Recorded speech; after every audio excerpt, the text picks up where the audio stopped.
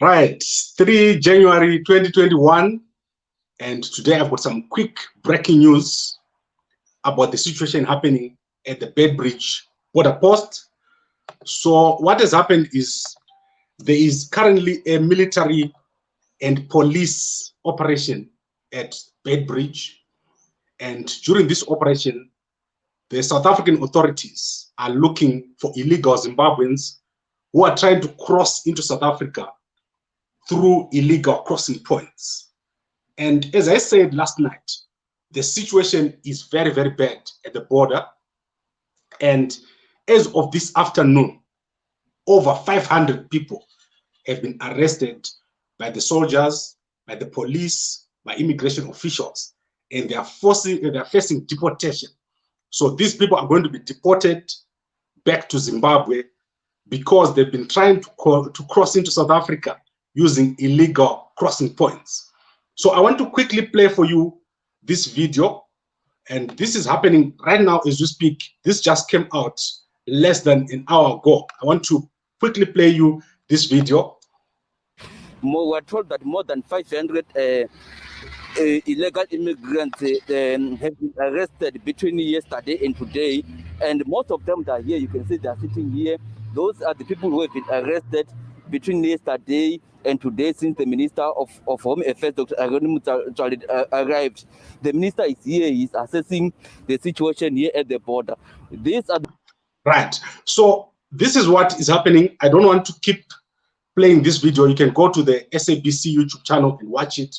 But the point is that since the military crackdown started 2 days ago, they've managed to arrest 500 people. And this is a humanitarian crisis, because imagine if 500 people are crossing during COVID period. And if you watch this video, you will see that these people are carrying TVs, they are carrying groceries, they are carrying their babies. So these are normal people going about their ordinary way of life. They do not have a choice. And the problem has been going on for years. People crossing through the Limpopo River, they swim through the Limpopo River to come to South Africa. And according to Mr. Dennis Juru, over 30 people have already died crossing that river. Some of them were drowning, some of them were being eaten by crocodiles trying to get to South Africa.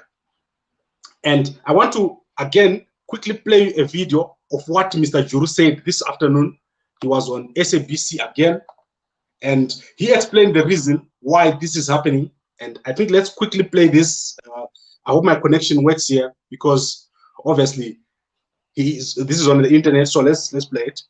Doesn't make sense. What he said doesn't make sense, and just because some of our members are already out of Zimbabwe, and there's no way you can lock them out. He never explained whether those who are outside the country are allowed to come back into the country. So it doesn't make sense. And at the same time, we all know that the Zimbabwean economy is dilapidated. There's nothing working in Zimbabwe, no manufacturing of anything, even basic commodities. And it's only those individuals importing basic goods into Zimbabwe. So there's no way Zimbabwe can work without cross-border traders, especially those individuals. And you can see that some of them are those people we have seen visuals recently on screen right now. Those people are not allowed to carry more goods by the Zimbabwean government, and they... Right. So I think you get the point. Mr. Juru is saying, by locking the borders without notice, General Chiwenga has created a crisis, because there are people who work in South Africa who are still in Zimbabwe, and there are people who work in Zimbabwe who are still in South Africa, and all these people have been locked wherever they were. So what General Chiwenga has done, he has frozen the people in South Africa, and he has frozen the people in Zimbabwe And this is causing the crisis that we're seeing. We are seeing the people rushing to go back to their jobs in South Africa. And of course, if someone in South Africa now, they're wondering, will I be able to go back to Zimbabwe legally? So if they don't have a passport, what they're going to do is they're going to try to go through the river. Now, to add on top of all these problems, the South African government has decided to launch an operation, a military operation, to catch whoever is crossing the border. And when they catch you, they take your TV, they take your groceries, you go away with nothing. You are not allowed to be deported carrying anything. Anything that you're holding is illegal. This is how it works here in South Africa. If you're caught by the police, they take your goods, they confiscate them, they go away with them. They take your little groceries that you had. And if you had traveled from Bulawayo, you're dumped at the border until the government gives you a pass to go back to your home. I don't know how they're going to handle it now that we're in lockdown. Now, this is a very big problem because it affects the poor people. The rich people, you and me who are watching here on the internet, we can go to the airport. The airport is still open, which means I can fly to Zimbabwe right now and I can fly back. If you're feeling sick, you can fly to Harare or you can fly to Johannesburg and get treatment. This is how the situation is. The informal traders have been banned and there is going to be a lockdown, which means there's no income for all the people that we have there in Zimbabwe. So the poorest of the poor are suffering. And to make matters worse, most people who are domestic workers, general hands, gardeners in South Africa, they do not have passports because renewing a passport in Zimbabwe is not possible. If you try to renew a passport now, you can't get a new one, except if you pay the $300 that is required. The COVID certificate is very expensive, so you can't cross legally through the border, even if they allow the returning residents. So we have a crisis, we have a very, very bad situation, which is affecting the poorest of the poor.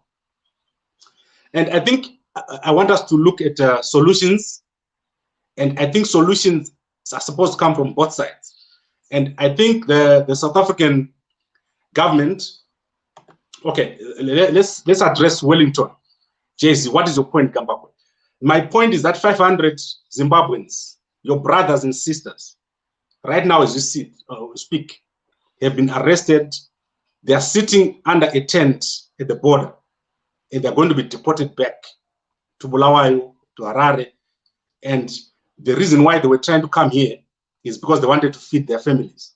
So that is the point, Wellington, if you get it. Our people are suffering and they need assistance. So the solution that I want to propose here is, on the Zimbabwe side, they need to open the border to allow at least people that have got documents to move up and down. So if someone has got a permit, allow them to go to South Africa and come back. So don't close the border for everybody. Of course, the cross-border traders, don't allow them. But what you would do, what I suggest for the Zimbabwe government is open up a space where you build warehouses, sort of like duty-free. Allow big shops like Macro, like Gem, all these big shops that people buy here in South Africa.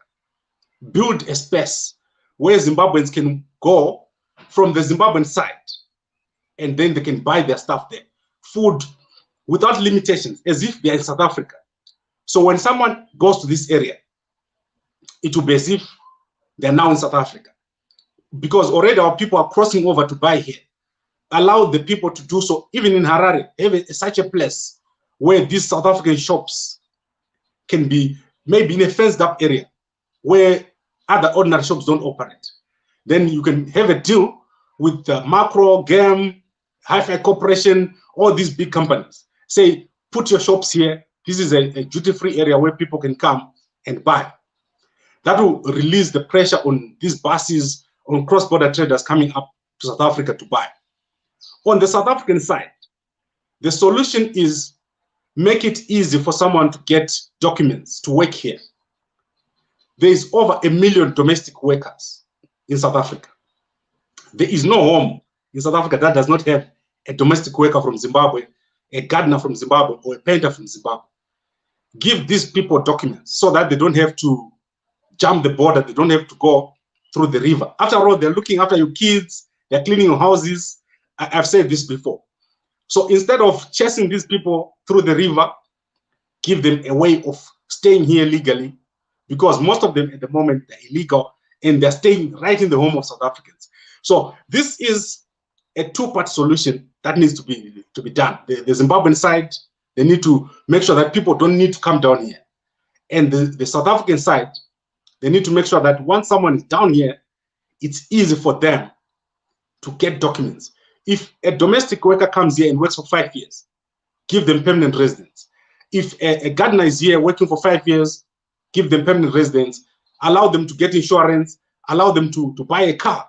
This is a good country where people can get credit, allow them to live here formally, instead of having to dodge police living illegally in this country. So anyway, I'm going on and on here. I think I've gone for more than 10 minutes and I don't want to keep going. Let's look at these comments here. The sanctions are killing you all. I don't think the South African situation is sanctions, my brother. I think this one is just a matter of the two countries working together. The sanctions, yes, if we're going to America, yes, then it will be a problem, but not this situation that is happening at the border. This is simply government needing to work together. A mall on the borderline, I agree with that, and I think you can go further. Put a mall at the border, put one in Masvingo, and fence it up. Make it a South African area where someone goes in and buys and they don't need to come here. Let's look at this one here from Chakura Majganu. The solution is from ANC government. They must rein in ZANU-PF government, which continue to destroy the economy as they embrace corruption. I think that's part of the solution. This has been tried last year. I don't think this is the solution in terms of, remember, there's the political side, there's the economic side, there's the social side. That is the political side.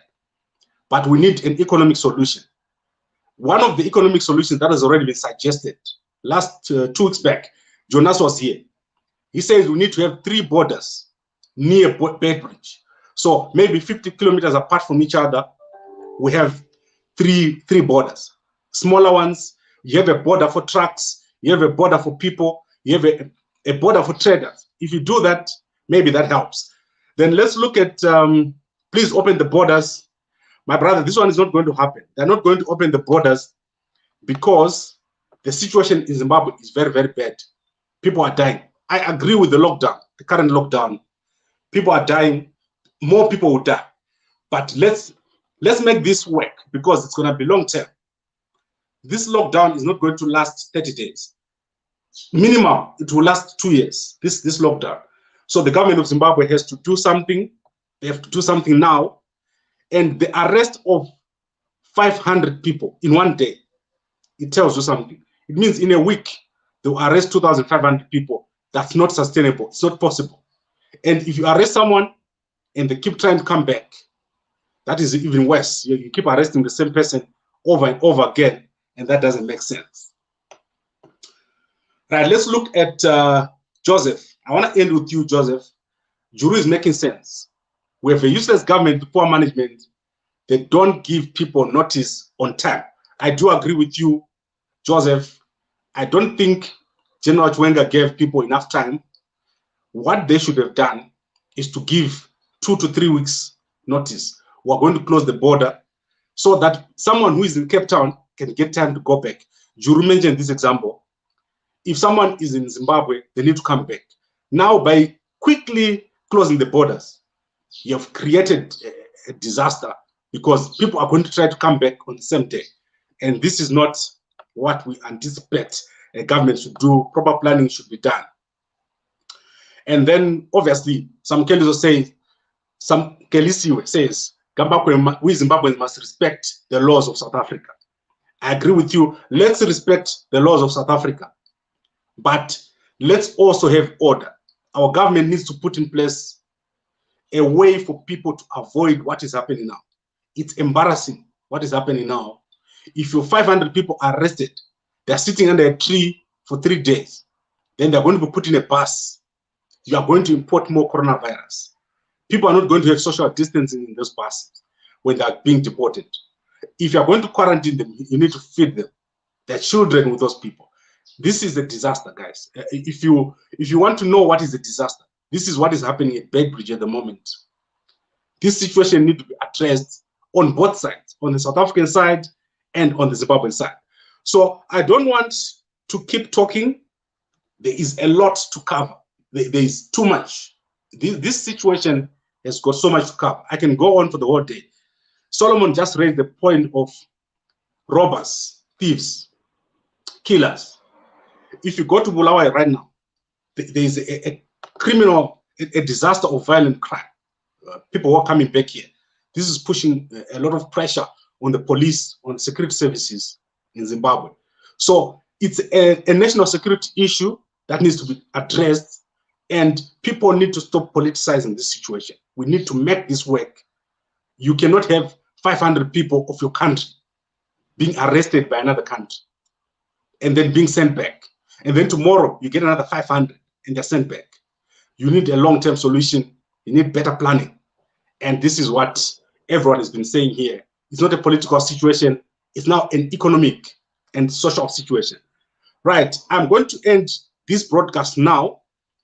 Tonight, I'm going to have two guests, as I promised. Someone says they know who slept Dr. Thokozani Kupe. We're going to have the guy here. I'm hoping to have the two guys. The one who says the one slept her, and the one who is said to have slept Dr. Thokozani Kupe. So both of them, I'm trying to get both of them here. And I hope that if that happens, by 9 p.m., we'll be able to have them here and have a live broadcast. Right, thank you very much for watching. If you want to watch the full videos that I featured here, please go to the SABC website. You can just type 500 Zimbabweans arrested or Zimbabwe border closed with immediate effect. Those two videos, you have all the information about what has happened at Beitbridge. Thank you very much, and I'll see you again later tonight.